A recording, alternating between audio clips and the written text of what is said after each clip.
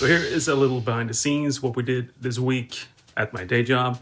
We did a little cooking show here. So I'm going to show here how we did this setup with the camera and the background and the lights. So first of all, here is the studio, the makeshift studio. This is the conference room here. So we had to use this room because it's larger than our green screen studio. We moved the table a little bit and then we stacked the chairs, as you can see here in the corners. And then we put this roll-up background here. This is very, very convenient when you have one of these roll-ups because you basically just grab this handle here and you push it down. You don't need any stands. The stand is built into this roll-up cassette. Then you just pull it back up when you need it. Very, very smooth. So here I placed my tube lights, RGB tube lights, so we can get some kind of color onto this white background. So instead of getting a colored background, we got the white one so we can color it with our tube lights. You know, then we can change the color to whatever we want that fits whatever we cook here in front of the camera. So let's continue with the lights. We got our Amaran 200 here. And I bounced this onto the ceiling, so it bounces on the ceiling and works like a soft hair light, a backlight, creating this nice rim on the actor in front of the camera. And then we have a fill light. I'm bouncing this light into the projector screen in this conference room. You can see the projector there. So the light bounces here and creates this nice fill in front of the action.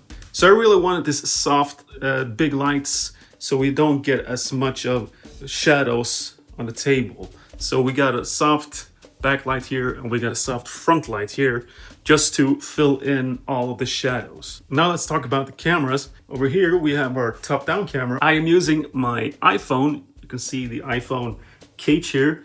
I just slide my iPhone in here and we get a nice top-down view of the cooking.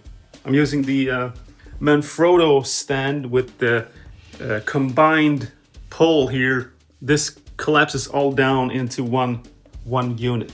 The only thing with these stands is that this part here doesn't go as high.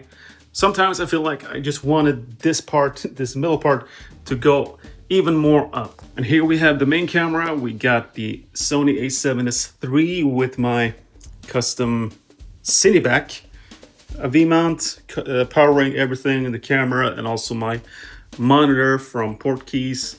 And then we have our trusted cheap Amazon transmitter here.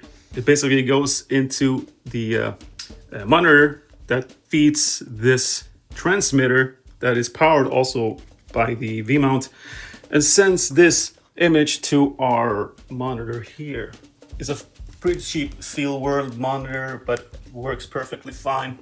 I just love being wireless. Of course, I could use a simple cable here when it's this close, but wireless is very, very nice. I wish everything was wireless. When I have my iPhone on the pole here, I use my iPad mini to control the Blackmagic app. As you can see now, we are actually seeing this recording on my iPhone here on the iPad. Right now, it's a little bit jerky, and I think that's because I'm moving around. When this iPhone was on the pole, we didn't have this kind of stutter. But basically, we just wanted to see, you know, the composition of the all the things on the table and be able to start and stop the recording on the iPhone. You would think that making a cooking show is easy, but it's actually very, it's much more challenging than you might expect, because there is a lot of things to take into account. I mean, how are we going to put these things on the table and have it look, you know, good on the image? And sometimes, you know, this angle won't work as good because you can't really see what's inside of the bowl that you're stirring the ingredients. So that's why we have this second angle, so we can see down into the bowls. Now it's time for me to go into editing, and if you got any questions about this, let me know in the comment section. I will see you in the next one. Bye!